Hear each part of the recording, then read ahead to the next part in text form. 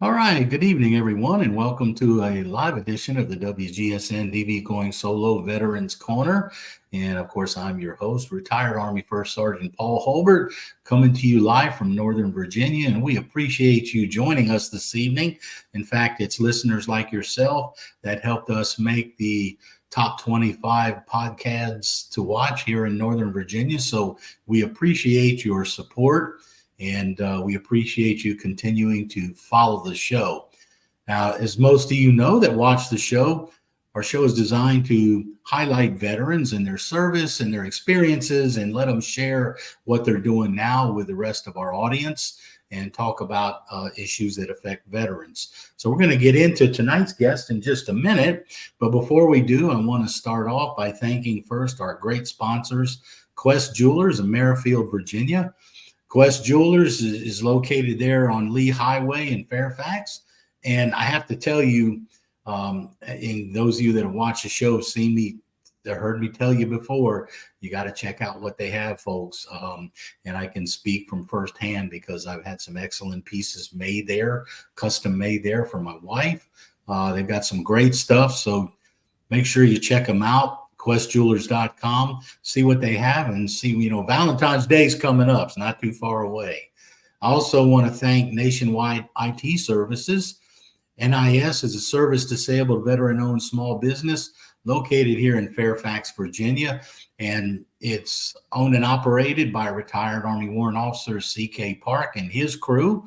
CK has a wide staff across the United States, and in fact, about 40% of his staff are veterans who work for his company. So he supports veteran hiring and veteran initiatives as he does this show. Whether your company's in need of IT support, security, program management, training, whatever you think you might need, you can give CK and his folks a call and they'll be able to help you out, I guarantee you. He's been in business for quite a while and he's got a great staff of people there to help you out. So check them out, see what they can do for you. So I want to get into tonight's show. And of course, our guest tonight is a sonar technician submarine chief, Josh Askew. And Josh, for me, it's easy. I'm an Army First Sergeant, but you have that retired Navy chief or sonar technician submarine chief title. And we're going to talk a little bit about that. But I want to welcome you to the show. And I was just talking to you before the show, of course, here in the area where I'm at. I did not realize we had so many submariners around the area until you told me. So it's great to have you on the show, and we appreciate you joining us this evening. Thank you. Thank you for having me. Yeah, so I got to tell you, I had another submariner on the show. It's been probably about 2 years since Aaron was on the show, and he was able to share some of his perspective of serving on a submarine. I know that you first joined the Navy in 2001 and served active duty, till about 2010, right? Right. Yeah, and then you're still reserve, correct? I retired in the reserves in 22. Oh, okay, all right. I apologize, I missed that. So congratulations on finishing your time and being an old retired veteran like the rest of us who usually are on the show. But if you would, tell us, how did you get into the submarine service and share with us a little bit of what makes that so different from so many other things in the military? Well, I blame my dad for being a submariner. My dad was a submariner. Wow. He joined the submarine community during Vietnam. Oh, wow. He mainly did that because he did not want to do other things during Vietnam. So he felt submarines was a pretty safe route to go. Yeah. And what kind of piqued my interest, we used to watch some submarine movies when I was a kid growing up. And I remember we were watching, I think it was Hunt for Red October. And I was just curious, I just asked him, I was like, hey, Dad, it's like, how deep can a submarine go? And he was like, Well, I can tell you that a submarine can go in depths of excess of 400 feet and speeds in excess of 20 knots. Like, I don't care how fast it goes. I just want to know how deep it goes. And he just repeated the same litany again. And he was like, I can't tell you because it's classified. And I'm like, I'm not gonna tell anybody. I'm like 14 years old. I'm not gonna tell anybody. But he wouldn't tell me, and that really got in my head. I really got curious about it. Yeah. And of course, you watch some of these movies, and they kind of like glorify the sonar techs a little bit. The whole sonar side of it. One ping only, and Oh yeah, yeah. yeah. So that kind of the put that Sean back Connery. in my head. Yeah. I originally wasn't going to go Navy. I wasn't going to join the military originally. I went to college, got out, got a job as a manager in training in a consumer finance company, and just kind of like ran into some issues. Navy looked like a good route to join. And when I was going through the application process, when I had to pick a job, I'm like, I've always wanted to know how deep a submarine goes. And sonar sounds. You were hung up on that, weren't you? So that's what I picked. And I mean, I loved it. It was obviously it's military, so there were some bad parts to it. There's it was not the easiest life, but the job itself was really neat. The one thing I liked about as being a sonar tech on a submarine is you kind of felt like you were outside of the submarine because you were listening to everything going on around you. Yeah. Yeah. You mentioned that one ping only. Yeah. And it kind of, reminded me of the Sean Connery in that voice. One ping only, please. Right. But when you were talking about watching submarine movies, see, this is the difference in our age here. Talking, you're talking Hunt for Red October, and I'm thinking of Gray Lady Down and all those other World War II from the 50s and 40s. And well, my dad had the box set of Das Boot. Oh, Das Boot, yeah. But he watched it one time, could barely make it through, so he never watched it with me. Well, I still love watching some of those old World War II submarine movies. They're always so interesting. And like you said, the sonar technicians get a lot of the camera time because, they're sitting there trying to identify, the screws on different types of boats or other submarines. And, they seem to have the attention of the boat when things are going on. So how did you get into that? A friend of mine was one of the few people to have a speaking line from our submarine in Transformers 2. So in Transformers 2, there's a scene involving a submarine. And this guy that I was in the sonar shack with, now I was gone from the boat at that point, but he was playing the sonar supervisor in the movie, and he had a couple of speaking lines because of that. Wow. So even in modern movies, they still sonar tech still get some airtime. Yeah, I mean, it's I was always so fascinated by those movies, and of course, me being a retired Army veteran, the closest I came to water was RB-15 missions, on the rubber boats down rivers, or the Slide for Life into the swamps, and things of that nature. Some missions around the Chattahoochee River when I was stationed at Fort Benning. That's as closest as a lot of us come to water.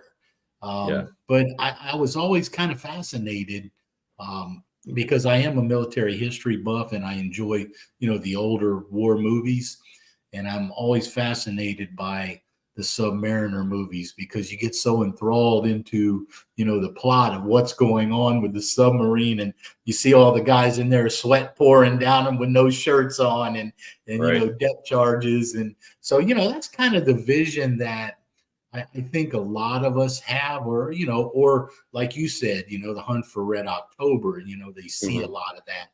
But so you got into being a sonar tech.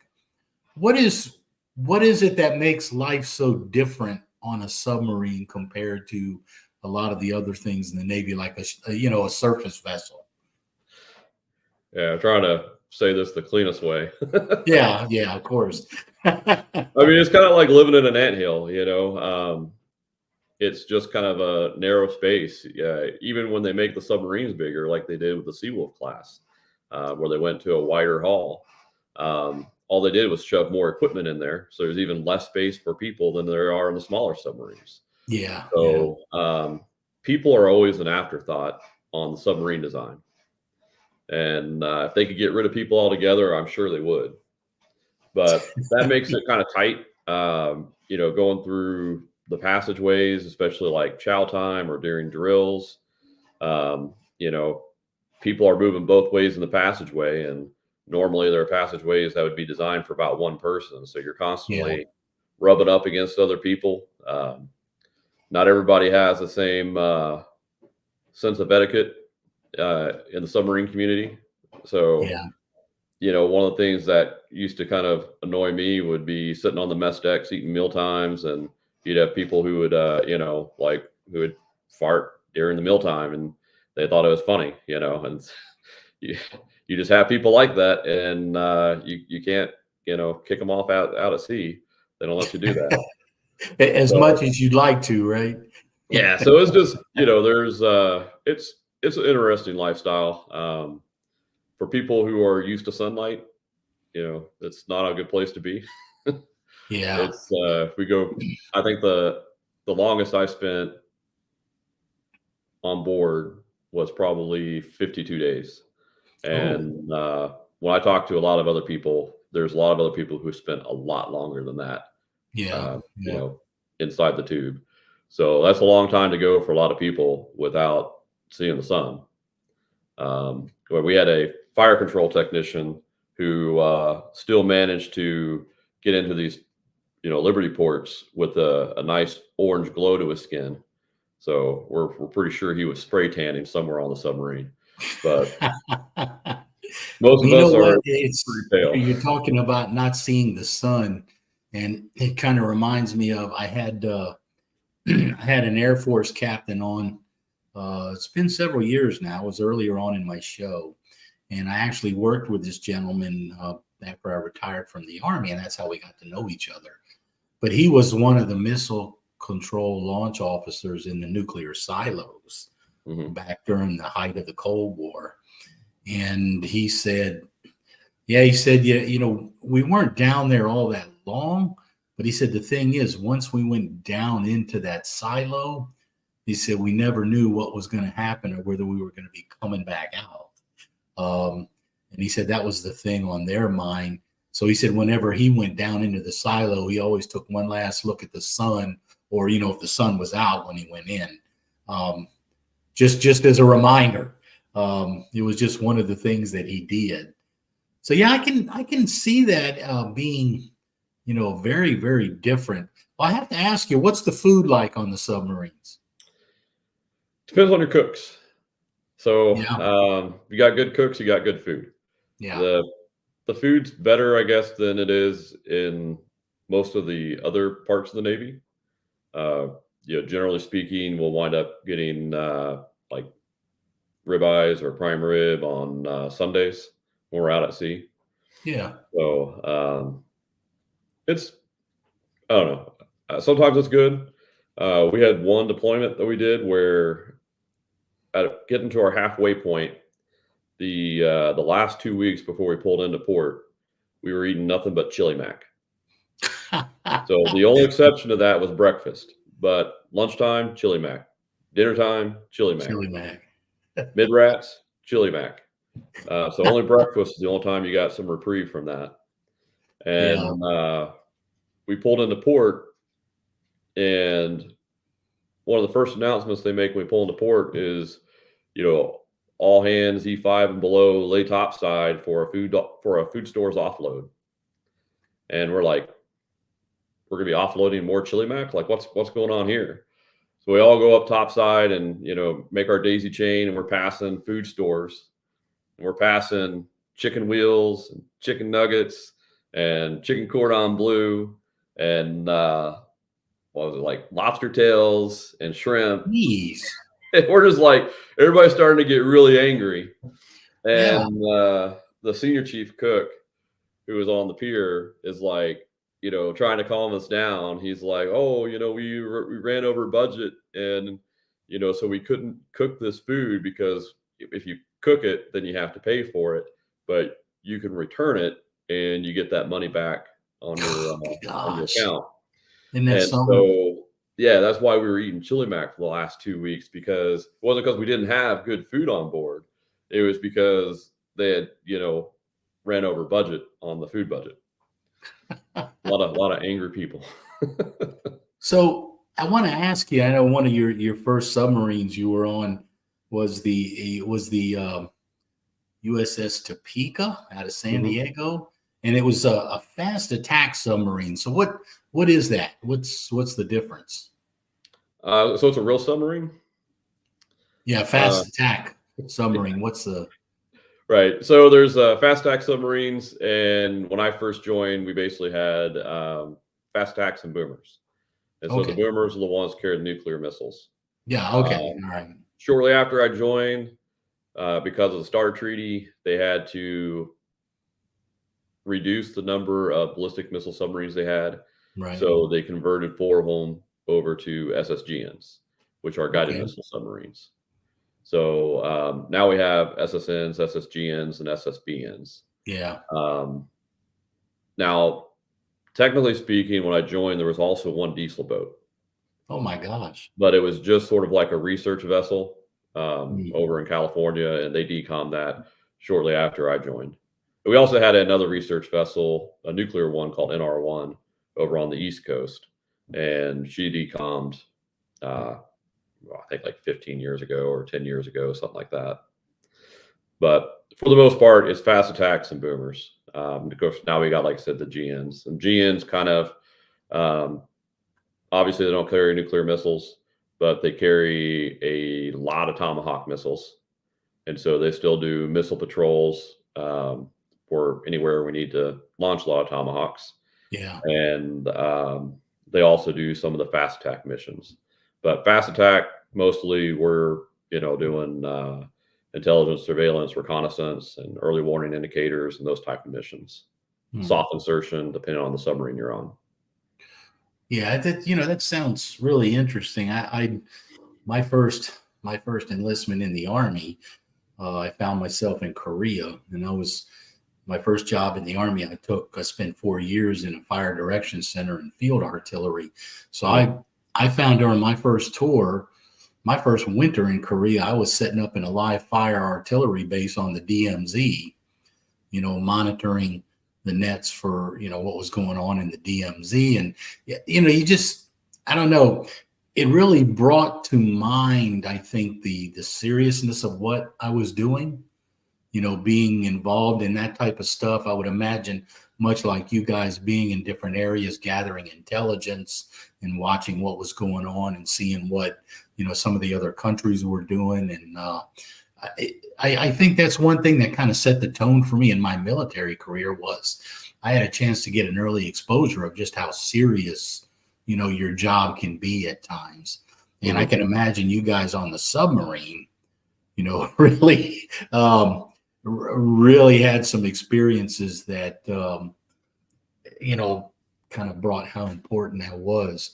Well, Josh, we're gonna take a quick break here, real quick, and we're gonna hear a little bit from our sponsors here. So I'm gonna ask Saverio to play our sponsor videos, and then we'll come back on the other side and continue our discussion. Sure.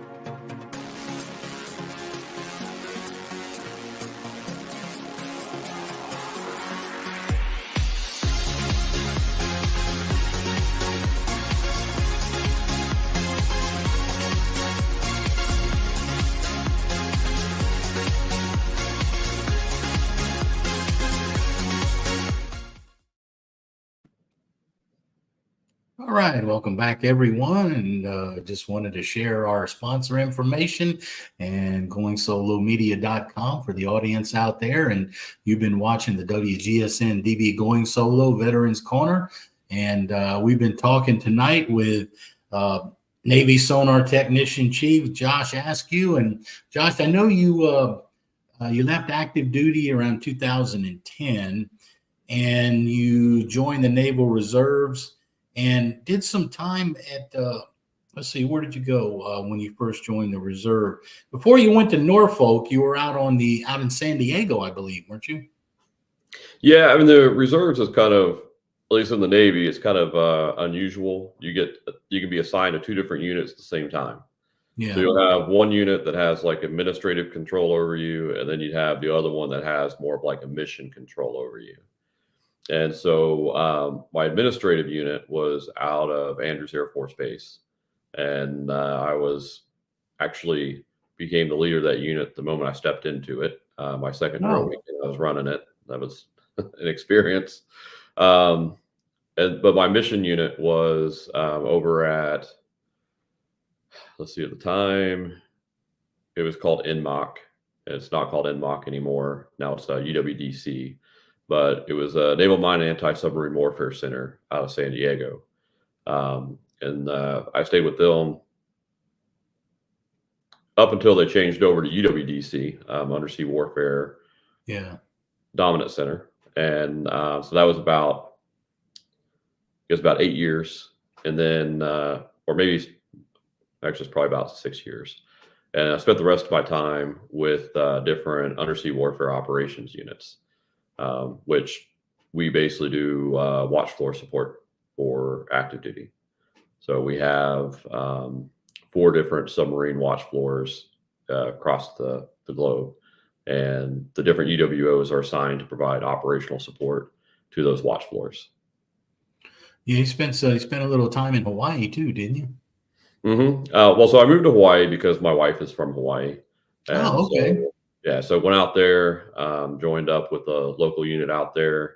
I was still mission assigned to a unit out of New York, which doesn't make a whole lot of sense, but the Navy a lot of times doesn't make a whole lot of sense. Yeah. And so I was drilling locally with an undersea warfare operations unit, but I was assigned out to a different undersea warfare operations unit.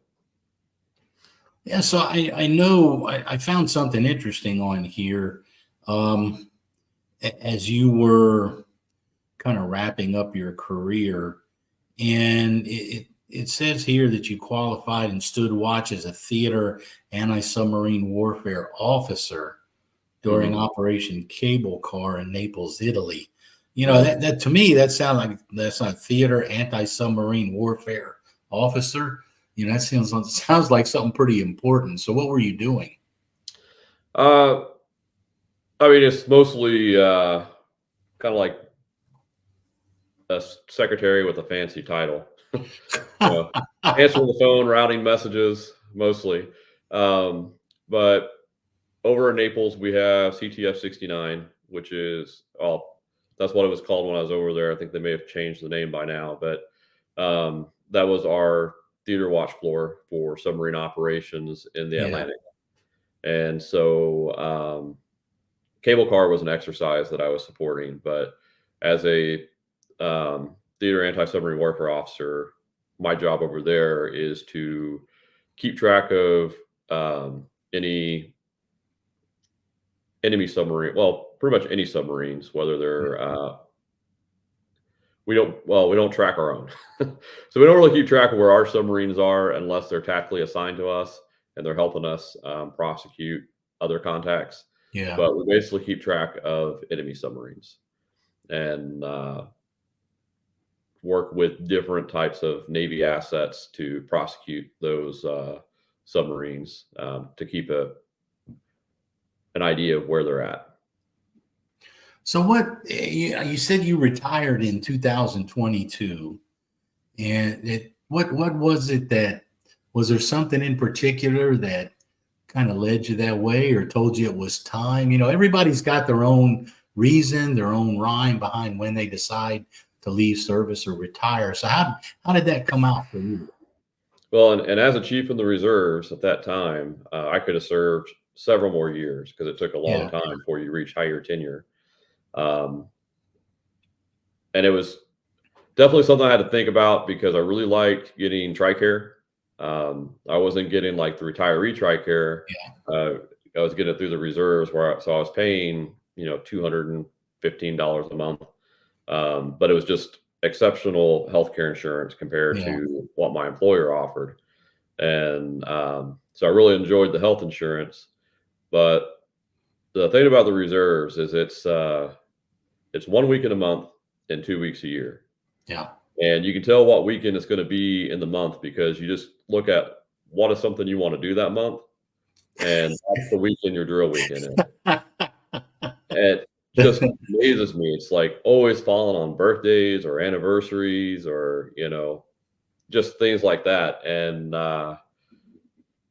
it was just a big disruptor of my life doing that, which is it should be, right. It's a service, but I definitely got to the point where I was tired of it. The last 2 years that I was in the reserves, every time I had a drill weekend, my son would be like, "You're doing that again?"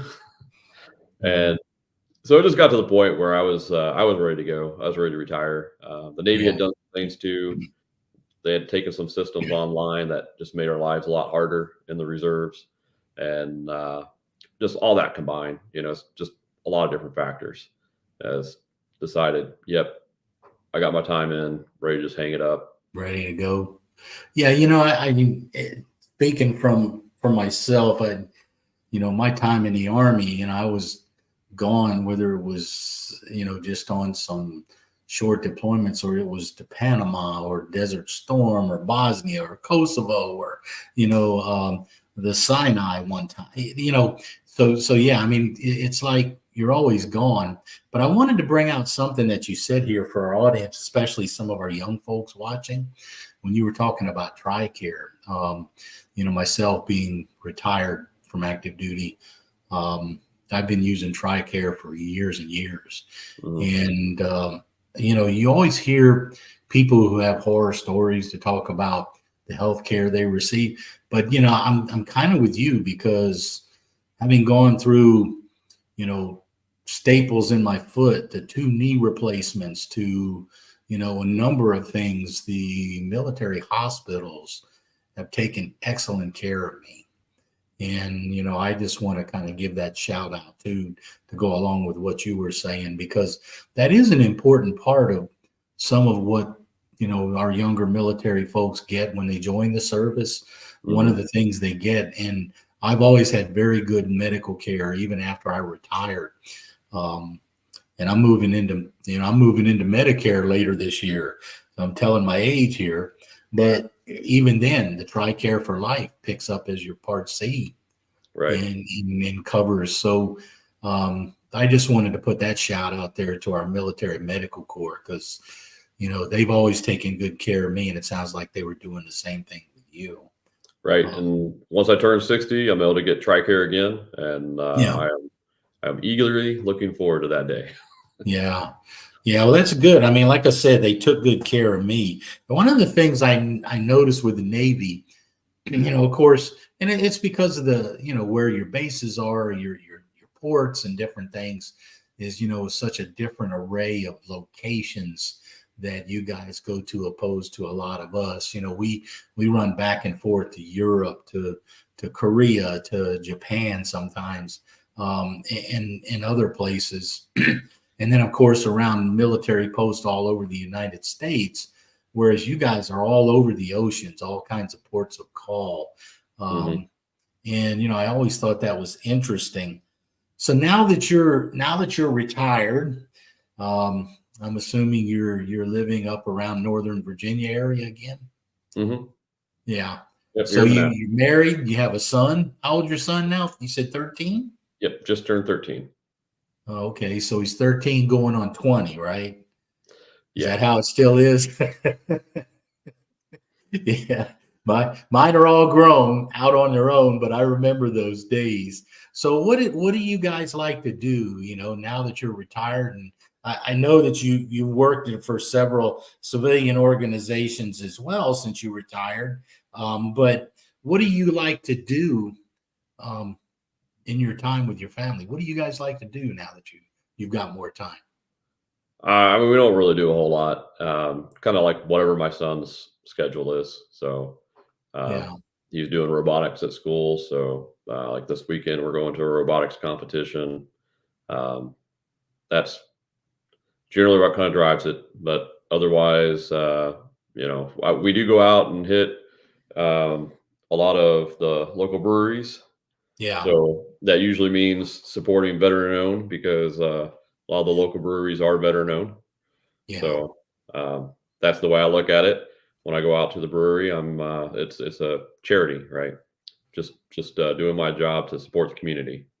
Supporting veteran-owned business, going to the brewery. That sounds like good logic to me. I mean, it's and my wife and I have been to some in the area as well. Some of them are pretty nice. I mean, Hmm. even if you have a family, you take your family there. The music, the food. There's more than just beer going on there, and some of them are pretty fun. Right. Yeah, I had a gentleman on from right here in Old Town Manassas a couple of shows ago, and he never served himself, but his father, he came on and talked about his father and his father-in-law both served in the military, and he owns two businesses right here in Old Town Manassas, and he does veteran support, through the parade, Wounded Warrior. He even in one of his stores, he even supports veteran-owned products from local veterans that are made and sold in his stores. So, it's I can understand what you're saying, trying to go out and support some of those businesses and some of the veterans, organizations. So what's your plans for the future now? I mean, you still working your civilian career, I assume, right? Yep. Yeah. I work in the Manassas area for Progeny, which just got bought out by General Dynamics. So I Okay. do still work with submarines, Huh. but on the combat system side. Yeah. But before I worked for them, I used to work for Lockheed, working over on the sonar side. So I don't think how a lot of people realize it, but the Lockheed Martin facility, before it was Lockheed Martin, it was Loral for a short amount of time. Before that, it was IBM Federal Systems. Yeah. And that history goes back, I think about 51 years ago now, Wow. and maybe 52 years ago. But basically, all underwater sonar systems have essentially been developed in Manassas for like the last 50 years. So that's why I was saying like there's a lot of submariners here. There's a lot of sonar techs here because we have one of the largest um, sonar facilities in the world right here in Manassas. Um, Wow. See, I, and I did not realize that, and I've lived here in Manassas now for about the last 10 years, mhm. and I did not realize that. So I'm learning something new tonight, about what you guys' footprint is here locally, and this is the first time hearing about it. So that's interesting. So Um, I really like that aspect of it. It's a way for me to continue my Navy service just yeah, as a contractor instead of as a person in uniform. yeah, And especially coming from the submarine community, the way I look at it is, I want to give back to the submarine community. I want to, in the performance of my job, try to make their lives a little easier. Make their at least make their jobs better on board the submarine. yeah. So it's something that's really important to me is helping to make sure that our sonar systems and our combat systems are you know um, second to none. Well, you just said something to me that I hear from so many of our veterans, and it kind of it kind of sounds cliche-ish to a lot of people, but so many of our veterans feel that way. And you mentioned about being able to give something back, and continuing to serve maybe the future generations of submariners. Just like, yeah, I've had so many of our veteran guests come on the show, and that's what so many of them talk about. Now that they're retired, They're getting a little bit older and they've got a little bit of time. Things slow down for them a little. They all talk about that same basic theme. They want to give something back for everything that they've received and try to do something to make lives better for their fellow veterans or even some of the younger folks serving now. So yeah, I just think that's interesting because I hear that so often, and it's a recurring theme among our veterans about wanting to give back to the community or to our fellow veterans. So you're now here settled. You plan on staying around this area indefinitely, or you're going to take your wife back to Hawaii? I think we'd like to stay here indefinitely. We're definitely going to be here until my son graduates, and then when he graduates, we'll see how it goes. Like I said, we only have the one child, so we're probably going to stalk him and just kind of follow him around wherever he goes. Yeah. But beyond that, I'm not really sure. Like I enjoy where I'm at right now. Enjoy the work I'm doing. I can definitely see myself staying in that up until I get to retirement age. Yeah. And then see where it goes from there. I mean, ultimately, I would like to,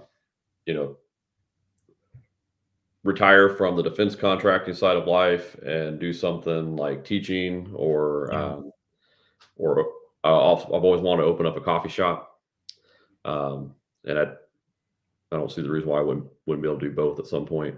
But I've always looked at that as something I'm going to do in my my 60s, not something I'm going to do before then. Yeah. So in the meantime, I'm just trying to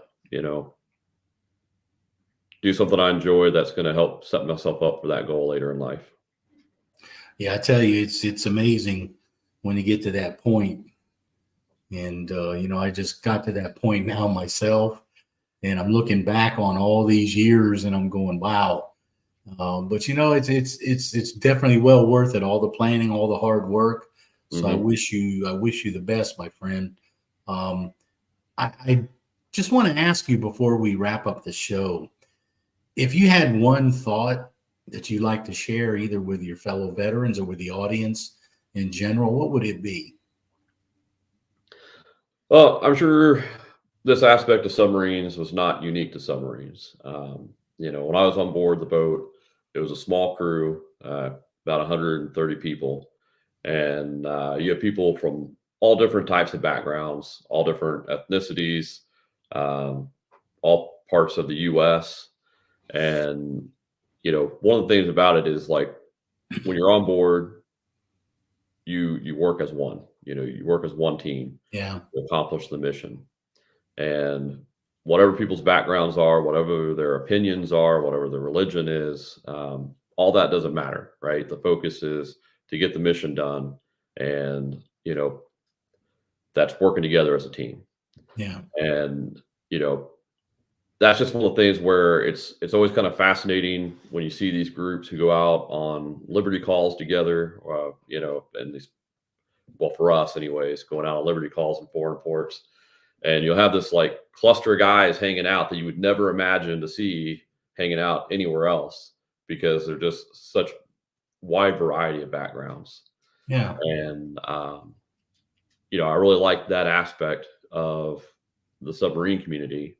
And like I said, I think that pretty much probably goes throughout the rest of the military. And I think that's kind of in a stark contrast to a lot of what we see in society today, where there's a lot of divisions and a lot of finger pointing and, just a lot of real hateful rhetoric to people who are different, who think different. And, so I guess the thought is that to think back on those moments, those times of that unity that we feel with this group of just this motley crew of individuals. And, that's what we should strive to be on a daily basis is, to not focus on the divisions that separate us, but, the mission that unites us together. And I think if we focused more on that as a society, I think, there'd be a lot less hate speech out there. Yeah, no, it's a good thought because you're right. The camaraderie that I saw as well in the military community was just like no other. And you get in certain situations, you know, you didn't care who that other person was. You didn't care Right. where they were from. You were there for each other. So that's a good thought. I appreciate that. Well, Josh, I have to tell you, I really appreciate you taking the time to come on the show and sharing with us, your experiences as a submariner in the Navy and your perspective on some things. So as we close the show, I'm going to ask you not to drop off yet. Just hold tight for a couple minutes. We're going to come back up after the show for just a minute. So if you would hold tight, and for those of you out there watching the show, as you know, we normally will put up some information for veterans, which you will find on my webpage on the Going Solo Media website. And tonight, the importance of VA medical records. There it is. Thank you, Silverio. You have access to your VA health records. There it is. There's the website.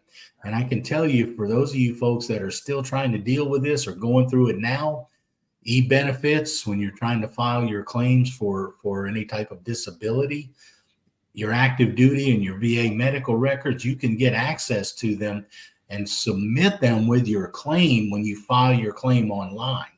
So just another tool at your disposal.